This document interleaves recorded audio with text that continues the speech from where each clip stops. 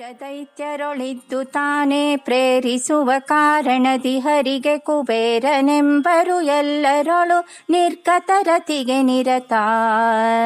ಸೂರಿಗಮ್ಯಗೆ ಸೂರ್ಯನೆಂಬರು ದೂರ ಶೋಕಗೆ ಶುಕ್ಲನಿಂಗ ಶರೀರವಿಲ್ಲದ ಕಾರಣದಲ್ಲಿ ಅಕಾಯನೆನಿಸುವನು.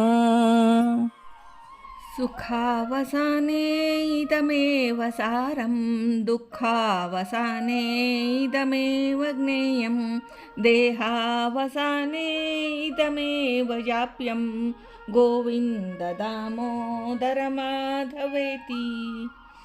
ದಾಸವರ್ಯಂ ದಯಾಯುಕ್ತಂ ದೂರೀಕೃತ ದುರಾಶಿಷಂ ಹರಿಕಥಾಮೃತ ಸಾರ ವಕ್ತಾರಂ ಜಗನ್ನಾಥ ಗುರುಂ ಭಜೆ. ಶ್ರೀ ಹರಿಕಥಾಮೃತ ಸಾರ ಕ್ರೀಡಾ ವಿಲಾಸ ಸಂಧಿ ಪದ್ಯ 38. ಕ್ರೂರ ದೈತ್ಯರೊಳಿದ್ದು ತಾನೇ ಪ್ರೇರಿಸುವ ಕಾರಣದಿ ಹರಿಗೆ ಎಂಬ ಈ ಪದ್ಯದಲ್ಲಿ ಶ್ರೀ ಜಗನ್ನಾಥದಾಸಾರ್ಯರು ಸರ್ವ ವ್ಯಾಪಾರಗಳಿಗೂ ಮುಖ್ಯ ಪ್ರವರ್ತಕನೂ ಪ್ರೇರಕನೂ ಆದ ಶ್ರೀಹರಿಗೆ ಕುಬೇರ, ಸೂರ್ಯ, ಅಕಾಯ ಇತ್ಯಾದಿ ನಾಮಗಳಿವೆ. ಈ ನಾಮಗಳ ಶಬ್ದಾರ್ಥಗಳನ್ನು ವಿವರಿಸುತ್ತಾರೆ. ಸ್ವರೂಪದಲ್ಲಿ ಅತ್ಯಂತ ಕ್ರೌರ್ಯವನ್ನು ಹೊಂದಿರುವುದರಿಂದ ಕ್ರೂರನೆನಿಸುವರು. ಕಾರ್ಯ ಮತ್ತು ಭಗವದ್ವೇಷಗಳೇ ಅವರ ಸ್ವರೂಪಭೂತ ಲಕ್ಷಣಗಳು. ಅಂತಹ ಕ್ರೂರ ಸ್ವಭಾವವುಳ್ಳ ದೈತ್ಯರಲ್ಲಿ ಬಿಂಬನಾಗಿದ್ದು ಅವರನ್ನು ಪ್ರೇರಿಸುವುದರಿಂದ ಈ ಹೆಸರು. ಶ್ರೀ ಪರಮಾತ್ಮನಿಗೆ ಕುಬೇರನೆಂದು ಹೆಸರು. ಕುಬಿ ಆಚ್ಛಾದನೆ ಇತಿ ಧಾತೋ ಧನ ದಾನೇನ ಕುಂಭತಿ ಆಚ್ಛಾದಯತಿ ಇತಿ ಕುಬೇರಃ ಎಂಬ ಪ್ರಮಾಣ ವಚನ ರೀತ್ಯ.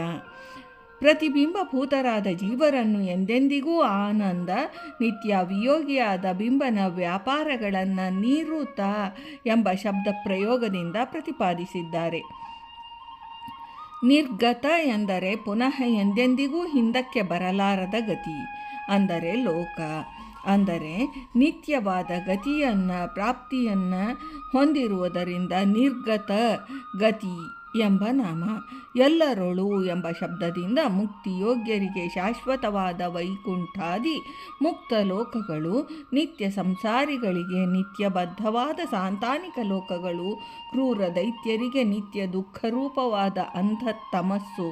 ಹೀಗೆ ಗತಿ ಪ್ರಾಪ್ತಿಯನ್ನು ತ್ರಿವಿಧ ಜೀವರಿಗೆ ಅವರವರ ಯೋಗ್ಯತಾನುಸಾರ ಕೊಡುವನು ಎಂದರ್ಥ. ನವ ಪುನರಾವರ್ತತೆ ಎಂಬ ಶಾಶ್ವತ ಗತಿ. ಜ್ಞಾನಿಗಳಾದವರ ಧ್ಯಾನಕ್ಕೆ ಶ್ರೀಹರಿಯು ಮುಖ್ಯ ವಿಷಯನು. ಅವರ ಧ್ಯಾನಕ್ಕೆ ಗೋಚರನಾಗಿ ತನ್ನ ದರ್ಶನ ಭಾಗ್ಯವನ್ನು ಕರುಣಿಸುವನು.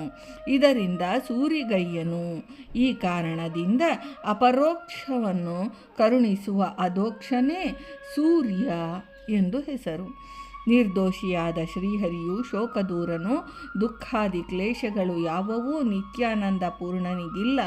ಶುಕ್ಲ ಶೋಣಿತ ಸಂಬಂಧವಾದ ಪ್ರಕೃತ್ಯಾತ್ಮಕವಾದ ಸ್ಥೂಲ ಶರೀರ ಶ್ರೀ ಪರಮಾತ್ಮನಿಗಿಲ್ಲ. ಇದರಿಂದ ಜನನ ಮರಣ ವಿದೂರನು.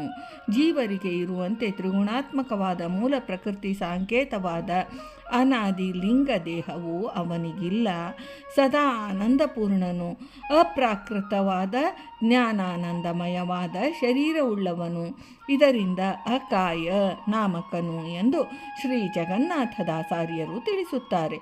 ಭಾರತೀ ರಮಣ ಮುಖ್ಯ ಪ್ರಾಣಾಂತರ್ಗತ ವೃಂದಾವನ ವಿಹಾರಿ. ಶ್ರೀಕೃಷ್ಣಾರ್ಪಣಮಸ್ತು.